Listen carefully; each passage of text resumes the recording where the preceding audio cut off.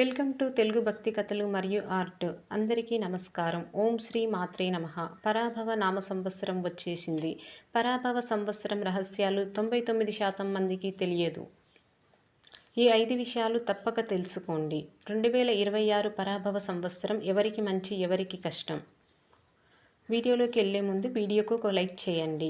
ఇది 60 సంవత్సరాల చక్రంలో ఒక ప్రత్యేకమైన సంవత్సరం. పరాభవ అంటే సాధారణంగా ఓటమి, తగ్గుదల, వినయం నేర్పే కాలం అనే అర్థం ఉంటుంది. ఆధ్యాత్మిక అర్థం: ఈ సంవత్సరం మనుషులు వినయాన్ని నేర్చుకోవాల్సిన సమయం అని భావిస్తారు. అహంకారం తగ్గించి ఆత్మ పరిశీలన చెయ్యమని సూచిస్తుంది.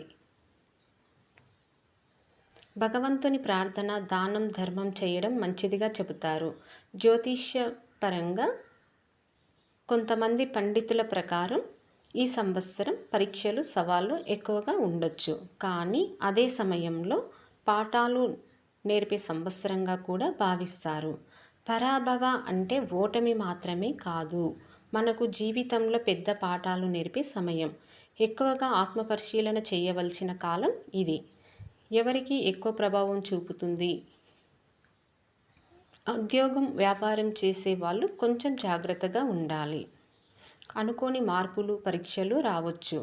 పరాభవ సంవత్సరం మంచి జరుగుతుందా అంటే మంచి, భయపడాల్సిన అవసరం లేదు. పరాభవ సంవత్సరం అంటే పూర్తిగా చెడు కాదు. దేవుని ప్రార్థన చేస్తే మంచి ఫలితాలు వస్తాయి. ఈ పరాభవ సంవత్సరంలో తప్పక చేయవలసిన ఈ 5 పనుల గురించి తెలుసుకోండి. ప్రతిరోజు ప్రార్థన చేయాలి, పెద్దల ఆశీర్వాదం తీసుకోవాలి, దానం చేయాలి, కోపం తగ్గించుకోవాలి, మంచి ఆలోచనలు పెంచుకోవాలి. ఎందుకంటే ఇది మనలోని లోపాలను సరిదిద్దే కాలమని భావిస్తారు. అందుకే దీని పరివర్తన సంవత్సరం అని కూడా అంటారు. పరాభవ నామ సంవత్సరం మిమ్మల్ని కిందికి లాగడానికి కాదు, మిమ్మల్ని మరింత బలంగా చేయడానికి వచ్చింది. మీరు కూడా ఈ సంవత్సరం మంచి ఫలితాలు పొందాలంటే ఈ వీడియోని లైక్ చేసి షేర్ చేయండి. మీ రాశి ఫలితాలు తెలుసుకోవాలంటే కామెంట్లో మీ రాశి పేరు చెప్పండి. ఓం శ్రీ మాత్రే నమః.